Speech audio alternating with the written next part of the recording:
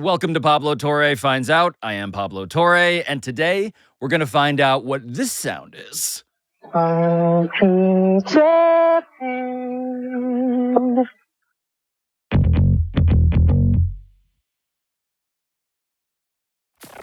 We have been trying to figure out the best way to tell this particular story, Yogo. Yes, quite challenging for sure. I think it has to start with one of my favorite things, which is a video I had previously never seen before. Well, you have to go through a significant rabbit hole to find it. And yeah, it has two of the biggest icons of the 20th century. If the sales pitch on this episode is briefly, do you want to see a video of the biggest celebrity in the world in a way you've never seen him before? I'm like, okay, so let's hit play. So explain what we're seeing here. We are seeing Michael Jackson dressed in his most Michael Jackson-ness, leather everywhere. Military style regalia. A Jerry curl. Michael Jackson making his way down this hallway, past this receiving line of greeters. Yes. You think when you watch this video that, oh, they're here to see Michael. Yes. You would assume so because he's the most famous person on planet Earth at this time.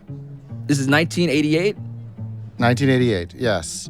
He has had already the #1 album of all time, Thriller. Followed it up with Bad, and he is currently touring Bad around the world. And so everybody's like teetering on edge. Just standing in line like it's like this high school lunch. Michael Jackson is fidgeting. Happy to be here. How does it feel to be meeting the royalty tonight? Very exciting.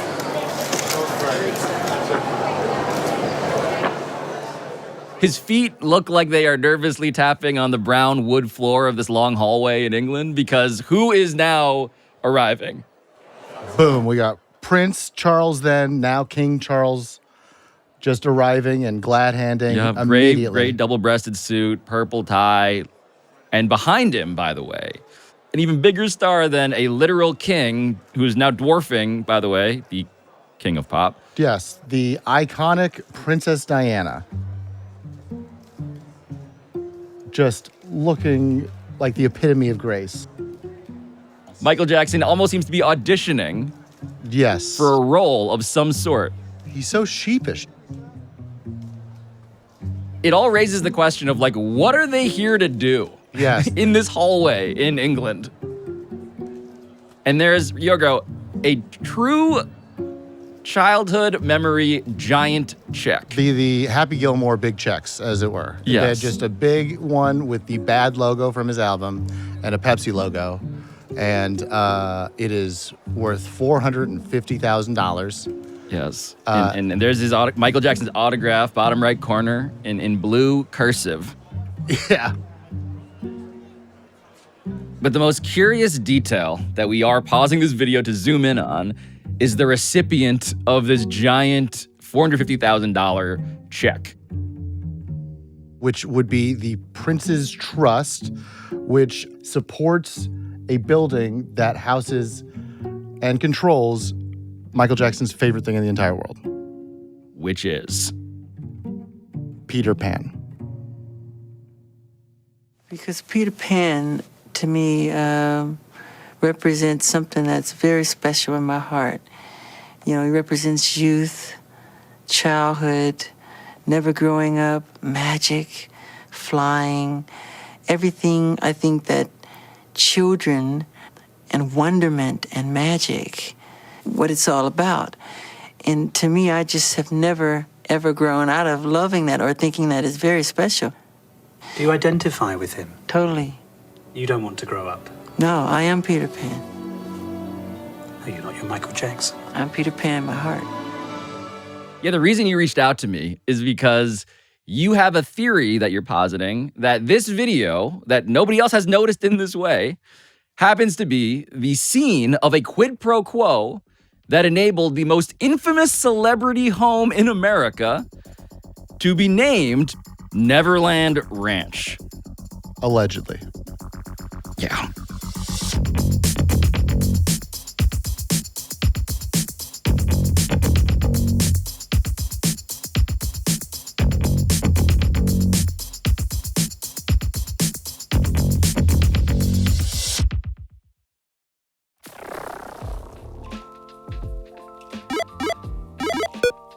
All right, so before we dive into this Michael Jackson theory, I need you to understand the roots of the fascination on the part of our correspondent today, Yogo Artsitas, who last appeared on our program to expose the fake democracy that was MTV's Total Request Live. And more recently, asked me a pretty weird question. Have you heard the story of the tombstone that had a Spider-Man on it? And I had not. So in this case, there was a boy who died who was 4 years old from a rare genetic condition. And this boy, it turned out, named Ollie Jones, loved Spider-Man more than anything else in the world. And so after Ollie died in 2018, just a couple days before Christmas, actually, Ollie's father attempted to honor him with a special gravestone etched with the image of Ollie's all-time favorite Marvel superhero. At which point, Ollie's father learned that his family needed permission from the company that owns Marvel to do this. Disney, despite them writing for requests to use it, denied them to preserve the innocence and magic of its characters. And that quote about innocence and magic comes from the letter that Disney's permissions department had sent Ollie's family, according to a viral article from the BBC, which also noted that this was simply policy. Disney extended their sincere condolences to Ollie's family, but what this letter explained is that Walt Disney himself had once ruled that Disney characters could never be featured on headstones or memorial markers or funeral urns. And this got Yogo thinking for years now about the use of litigation on the part of these brands to protect the purity of their characters, of their intellectual property, and how, in at least one extremely conspicuous case, this somehow did not happen. Yes. And you were like, I wonder what the most obvious example Of this would be. And it 100% would be Neverland Ranch. Yes. And why did they never pursue it? Which struck me as a really good question to find out about.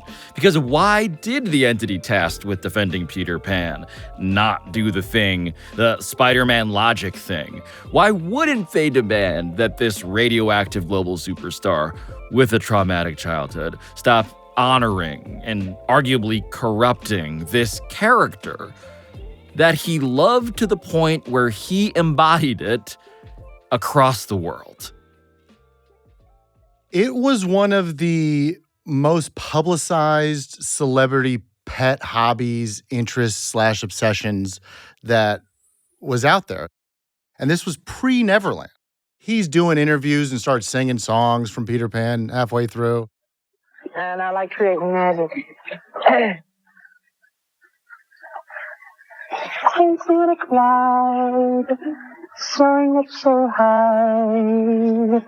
Watch me now, watch me now.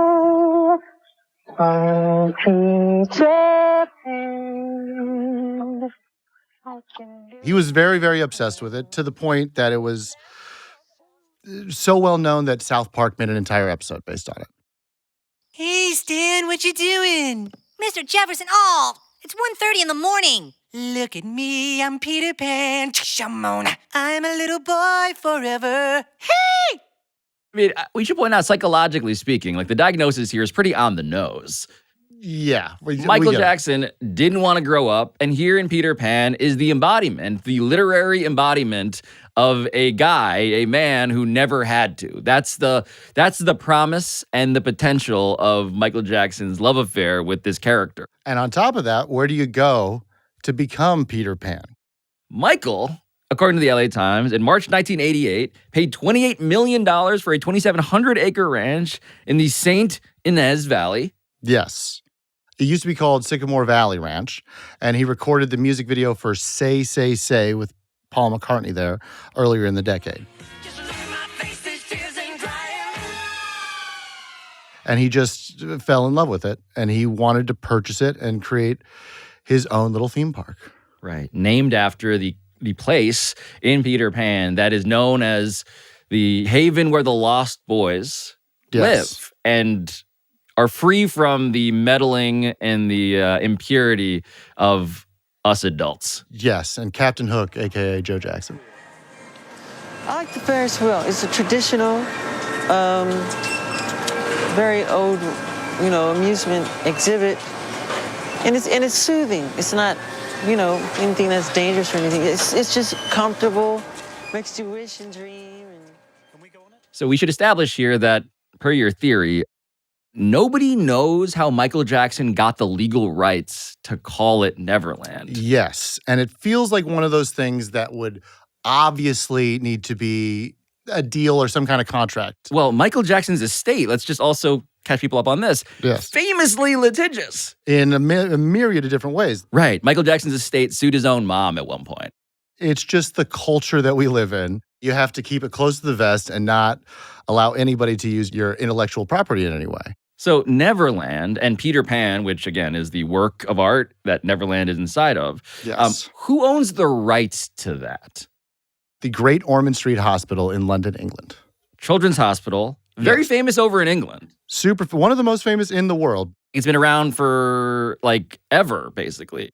Charles Dickens was a big fundraiser for it, which just kind of puts it in perspective. You want to know how old this is? Yeah. Charles Dickens was doing, yeah, the ink was on the involved. Magna Carta hadn't dried yet. But in this story, it turns out that Charles Dickens is not the writer that we are most interested in. No, not at all. Another very, very famous British author named J.M. Barrie, who was the author of the play Peter Pan, which was Peter Pan or the Boy Who Would Not Grow Up. And I thought this was a Disney movie the entire time. I think most people do. I did, certainly. My father actually did know.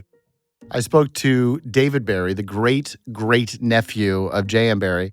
JMB, as we call him. He had this amazing flat overlooking the River Thames.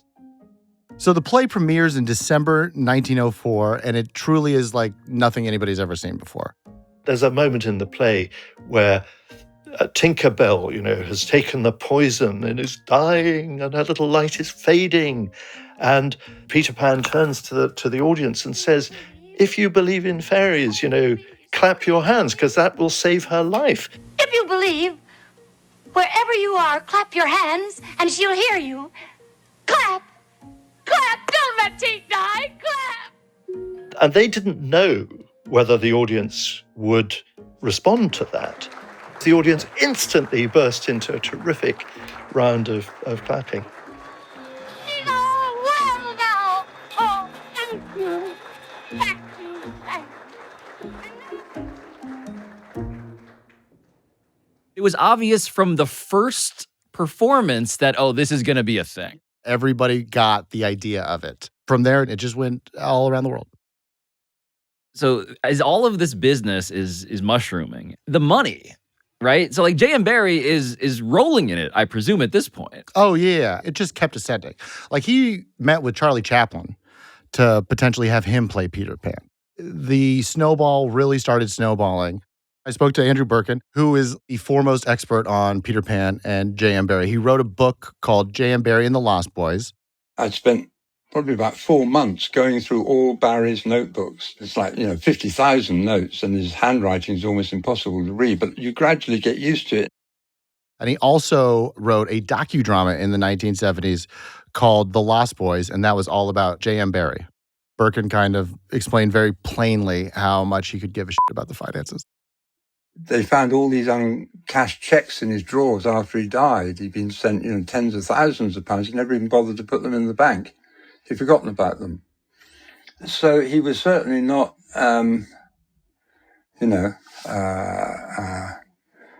adept at licensing and the financial side of it. So J.M. Barrie is the Ricky Henderson of playwrights in the 19th century. Yeah, he's a fucking nightmare for payroll accountants. Yeah, he's framing his check.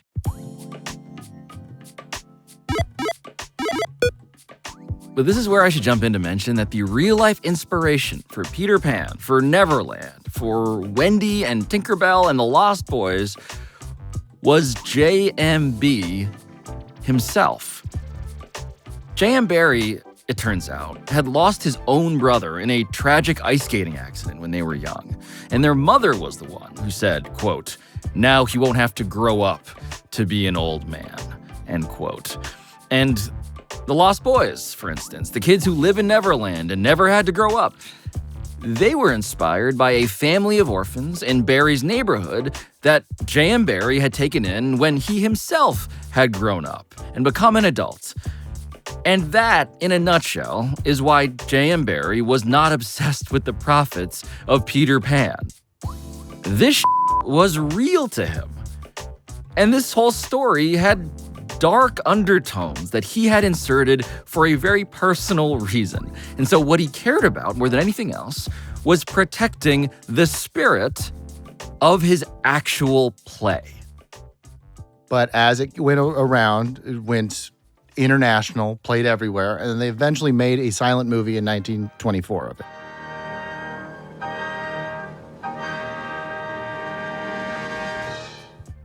And after that, it seemed like he really gave up on all of the ownership of it because there became alterations to his actual play. And he's like, "Fuck it, it's not my thing anymore." And according to Birkin, the JMB biographer, and Birkin's own life story, by the way, will figure into our story here a bit later, J.M. Barrie starts workshopping an idea. I've had this idea. What do you think about me giving the rights of Peter Pan to the Great Ormond Street Hospital? And the great-great-nephew, David Barrie, actually confirmed that as well. The idea of giving the copyright to Great Ormond Street. Then one night, he's at a banquet with the Prince of Wales. He has a couple too many glasses of port. As one does. And he kind of gets the nudge that he needs. So he was sitting next to the Prince of Wales. He said, "You know what? I'd like to give Peter Pan's Great Ormond Street Hospital." And the Prince of Wales was the chairman or the president of the hospital at that point.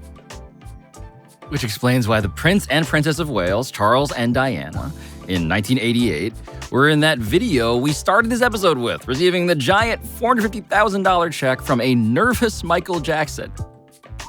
It had been a royal arrangement, famously, this donation thing, that everybody knew to abide. Yes, except for there was one notable example that was kind of a nightmare looking back. Because it was for the hospital, it was respected by everyone except Walt Disney. I mean, the Disney company, who always gave them tuppence and really ripped them off quite badly in the early 50s with the cartoon. So I found out that tuppence is a thing that I can say in everyday life. Oh, yeah. What was that rooted in, that frustration with Disney? Walt Disney, Birkin's best friend, went to go see the 1924 silent film that we've been talking about. And then later, when he was trying to make a movie, he approached the hospital and paid £5,000 for the rights. If you look at how much money Peter Pan has made, it's made $87 million at the box office. And then you think about the merchandising of it. Oh, man. Of and course. how many different iterations it is. So many green hats, just Captain Hook swords, Tinkerbell, the fairy wings. And so, the value of Peter Pan to just make it for £5,000 unfathomable is just unbelievable. It's a hell of a deal for old Walt. Up to Neverland. Not only do they make just money hand over fist and continue to make money from it, but they Disneyified it. The Disney thing is a bit of a travesty, really. I mean, it just makes Peter Pan into this cute little cheerful chappy, and all the dark undertones are eliminated. It's a very, very misleading version. I'm not saying it's a bad piece of animation, far from it. It's just that it is not true to the real spirit of Peter Pan. It is familiar, this dynamic, insofar as a work of art has become, commodified and become, for popular consumption, this thing that now we forget the origins of. It's just now everywhere, and we don't know why. Honestly, something that shocked me was that he popularized the name Wendy. So the name Wendy, in the play, originally, that was not a popular name. David Barrie actually corrected me when I said that he popularized it. That's where the name comes from. Yeah, what I found out already is that I can never eat a bacon double stack without thinking about J.M. Barrie. If Peter Pan was not created, nobody would be able to have a Baconator. Thank you, Barrie family. The thing is about all this is that, like, while those things did seep into culture and a lot of this stuff is just kind of omnipresent now, the hospital itself really was way more focused on the play productions. It was revived every Christmas except, I think, 1942 during the war, right up until the 1980s. So in the 1980s, a movie adaptation of Peter Pan, another one, started going around Hollywood. And you will never believe the celebrity that was rumored to play old Peter Pan. Yeah, I'm going to guess that his name may rhyme with Jekyll Maxon.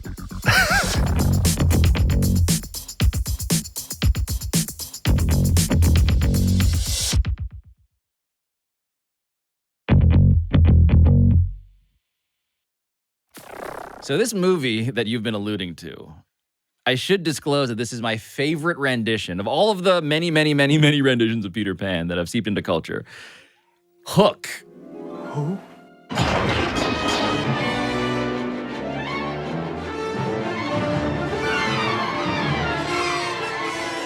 Let's fly! Oh my God, where are we going? To Neverland.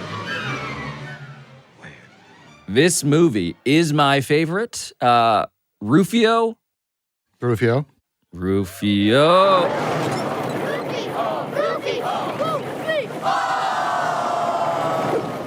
I mean, Dante Basco, Filipino brother. I mean, this is my guy. Him being the leader of the Lost Boys, like, what was the development of this film like? Okay, so the development of this movie, which was essentially coming from Birkin himself, started in the early 80s when he found out that Francis Ford Coppola, while he was editing Apocalypse Now, he's in the jungle, he's watching Marlon Brando, and he's like, you know what, let me escape through J.M. Barrie. Yeah, let me tune out these exploding helicopters for a second. Yeah. And let me crack open this biography of the guy who wrote Peter Pan. Yeah, let's go to Kensington Gardens, who cares? And so he ends up reading it and contacts Birkin, and they start like talking about developing it into a movie. And Coppola at that point is just hot shit. Coppola, after Apocalypse Now, obviously he had done the Godfather movies, won Oscars, The Conversation, Patton, all of this shit. He's coming in and he's like, okay, my production company, American Zoetrope, let's potentially do this. And so Birkin goes down to Hollywood and meets up with old Francis. And this is where Andrew Birkin's life story becomes quite relevant. And I alluded to this a bit earlier, but the guy isn't just some Peter Pan obsessive who wrote a book.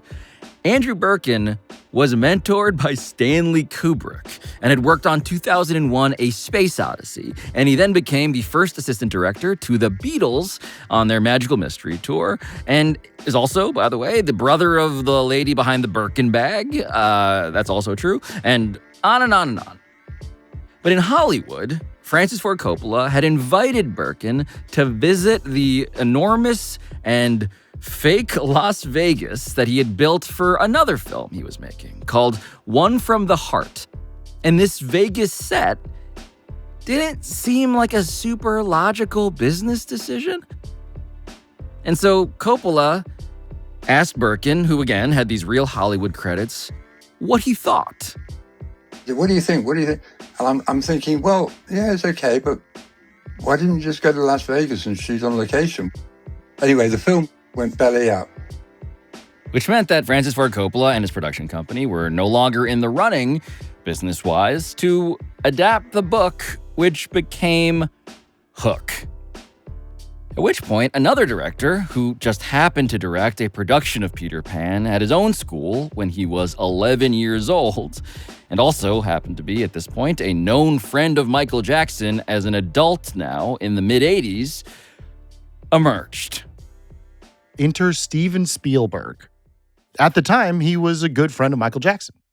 And then rumors started flying around, no pun intended, that Michael would make a good Peter. Right. So there's a 1988 news report that we found. And the quote that I'll just read here is that Michael Jackson has visited the Great Ormond Street Hospital. Yes. The Peter Pan ward. And the article says He toured the rest of the ward, tenderly kissing deformed babies on their feet. Michael, ringed by 5 burly minders, next went to the hospital's Peter Pan ward, named after the character he hopes to play in a film.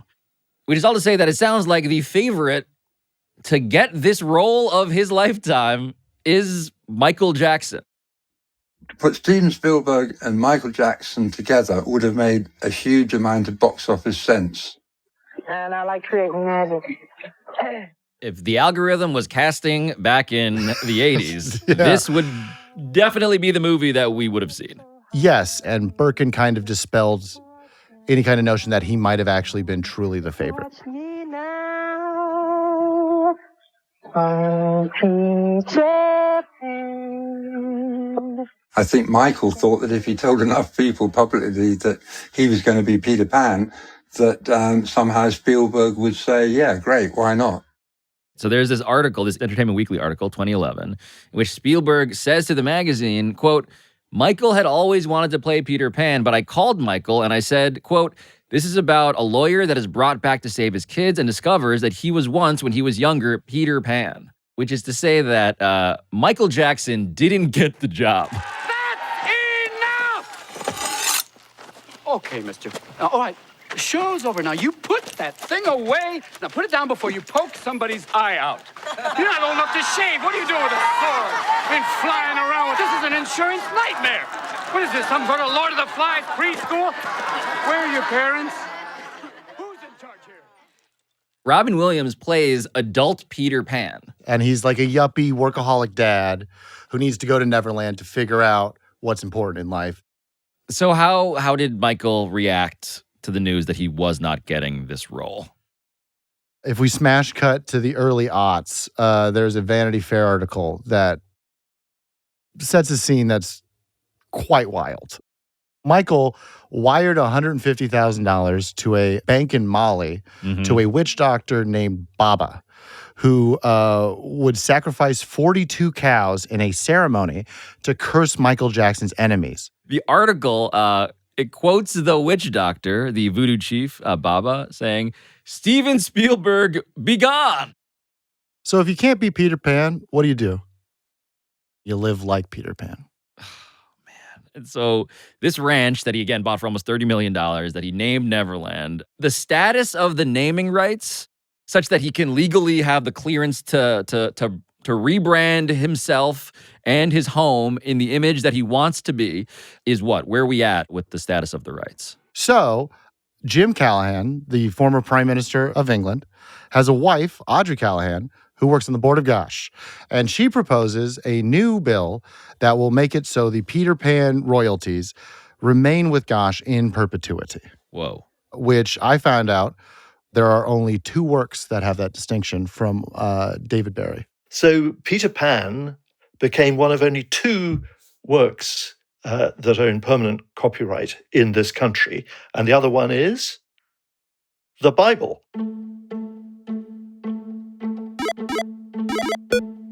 So I know this episode is pretty bizarre at this point on account of all the witch doctors and Spider-Man tombstones and Princesses of Wales and now the Bible. But this fact does need to be reiterated here, I think, because what the great-great-nephew of J.M. Barrie says is actually true. In 1988, that historic bill was passed by English Parliament, and it granted the perpetual right to royalties for Peter Pan to Gosh, the Great Ormond Street Hospital for Children. Which is just a remarkable testament to a remarkable play and a remarkable hospital. Because while copyright protection normally expires in Britain after 50 years, only the King James Bible and, yes, Peter Pan enjoy such protections forever. And so speaking of timeline questions here, we should now recall what we have established already about the year that bill was passed, which was, again, 1988. Because 1988 was also the year that Michael Jackson bought the ranch that became Neverland, and 1988 was also the year that he nervously presented that giant check for $450,000 to said hospital via the Prince and Princess of Wales in that video Yourgo wanted to start this whole show with. Which is why Yorgo's theory about what Michael Jackson was trying to do there in that video, his whole theory about the quid pro quo that we're finally trying to fact check here, feels pretty linear. He's like, hey, let me hand this money out. Let me just kind of do this as a wink, wink, nod, nod. So when this does pass, you're not going to bother me if I decide to wear a whole, like a Peter Pan costume all the time, or if I want to name my ranch Neverland. Right. He is theoretically buying the protection. He's buying the role that Hollywood had denied him in perpetuity himself. Yeah, it's what corporations do or really rich people do when they donate to presidential campaigns. I'm going to give you this money now, but we kind of understand you're not going to get this money ever again if you don't help me out in the future. Right. The theory you have is that this is political favor trading. Yes. In broad daylight. And so this is a big allegation. Huge. Were you able to prove that your theory is true? It's complicated.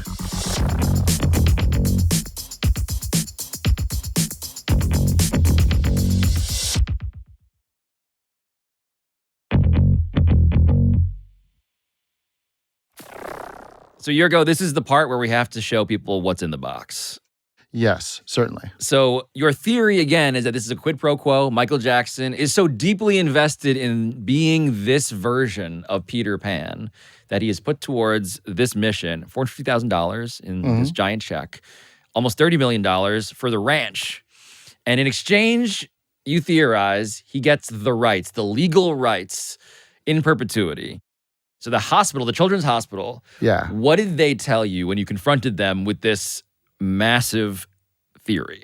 Well, I spoke to the appeal coordinator at that time in the late 80s. How you doing, Robert? How's it going? Yeah, I'm pretty good, Yogo. Except it's a Monday and it's quite late for me. And it's early for you, so I'm at the end of my day. His name was Robert Pike.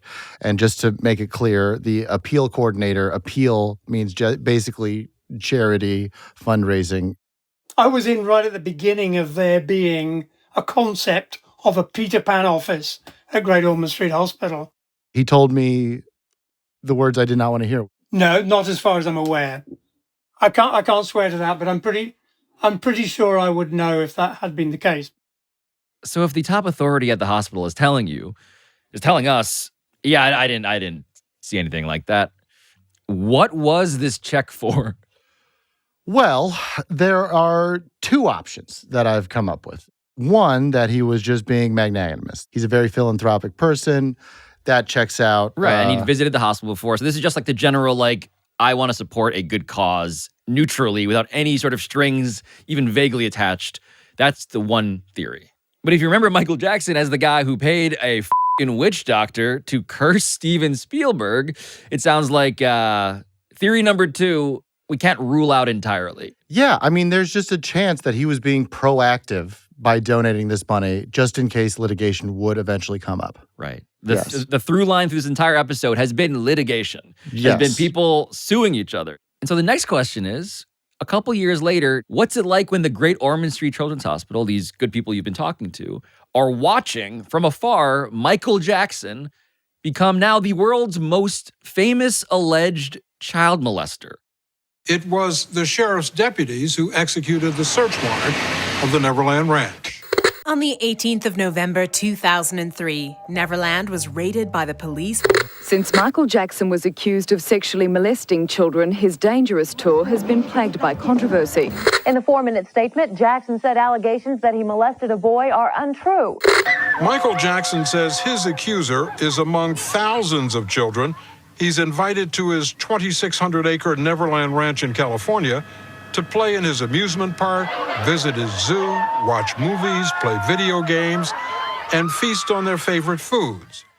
What legal recourse do these people have? What do they consider, given that Michael Jackson was living at Neverland Ranch, the most famous manifestation of their whole trademark? I mean, this was by far the most interesting thing I got throughout all of my reporting, and that is that the hospital did not even consider it. And Robert Pike was nice enough to explain why.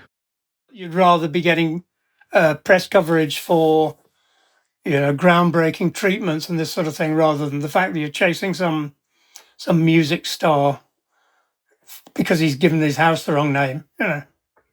If you're going to chase somebody for calling their house Neverland, where would you end? You might have to go around the world and see who else had got a house called Neverland. There might be thousands of them, I think in terms of litigiousness, we were probably still are far more relaxed than you are in the States. This is mind-blowing to me because this is the exact opposite of the Spider-Man graveyard logic. It's that we talked about before. It's such a cultural blind spot that Americans are sui McSusersons and that we will just sue anybody. Sui generous. Yes, when it comes to suing. We are super into suing. Robert Pike said, what am I going to do? Sue all these people whose houses maybe... It's like, that is exactly what we would do. It's just what happens. It's remarkable that I did not consider it until this point in the investigation. Yeah, it's like, hey, our intellectual property, we're going to make them stop, or they're going to have to pay for it. Because in America, we see these things like they're haunted houses. Like bad things happen at a place that's bearing a certain name. We need to protect that place from being forever associated with Michael Jackson. Yes, I would say that in America, at the very least, there is an understanding that Neverland has negative connotations. Yes. But what I found out is that it might not be the case across the pond. I think the fact that he named his ranch Neverland will probably quite quickly be forgotten. You don't think so? No. See, this is what I'm talking about. No great-great-nephew of J.M. Barrie. I do not think so. This is why we had to fight for our revolution, because we just don't see the same way. No. Ever since we threw that teen into the ocean, it's very clear. We love representation. Yes. And we can quantify that love, it turns out, because a 2005 analysis that I found of legal fees by the esteemed Royal Economic Society in the UK found that the United States files roughly 3 times as many civil lawsuits as England does. And also, we spend roughly 3 times as much money on litigation overall. In fact, nobody on the planet spends more on lawsuits than, you guessed it, America. Which I think says less about Michael Jackson and Neverland and Peter Pan, and probably a bit more about Yourgo and his extremely incorrect theory and the rest of us.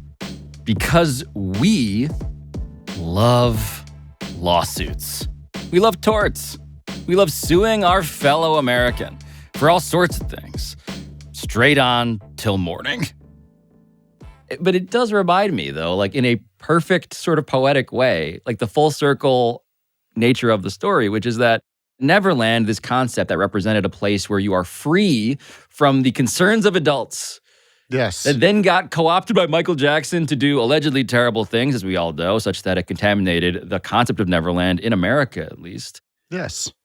In London, in England, in Britain, the place where this originated, they are basically the Neverland of Neverland. A place where this never really mattered as much as it did out in the world of American adulthood. Peter Pan and Neverland are just still innocent and just living a terrific life, and everybody thinks of J.M. Barrie when they hear Neverland, as opposed to here when we think of some of the grossest allegations of all time. Yeah. Yourgo Artsitas, thank you for reminding all of us where all of this, both Peter Pan and this country, actually came from. Torts, baby. Torts. That's where we're at. That's where the money's at. Please don't sue us.